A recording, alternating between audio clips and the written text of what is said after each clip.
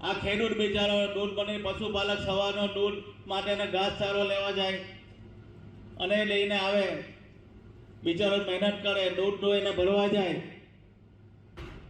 ને આપણા ડિરેક્ટરો મહારાષ્ટ્ર દૂધ લાવીને ત્યાં વેચે. ભાઈ શું કામ? એ તમારા પોતાના ધંધો, પર્સનલ ધંધો બનાવી દીધો છે, તમારા પોતાની કમાણી માટે ધંધો બનાવ્યો છે. એમાં મારા સભાસદોનો શું ફાયદો થવાનો છે? ફાયદો ડિરેક્ટરોનો થવાનો છે. પણ આવા લોકોને એક પણ લોકોને છોડવાના નથી. માનસિંહભાઈ, સરકાર એની પાસે અમે 1100 મંદિરનું ઓડિટ કરવા માટે સરકાર તરફથી સૂચના અપાઈ છે કે 1100 મંદિરનું ઓડિટ કરો. જ્યાં પણ આવી મંદિર બહારથી દૂધ લાવતી હશે એ મંદિરનો જે પણ વહીવટદાર એને દૂર કરો. આ રીતના શાસન થાય.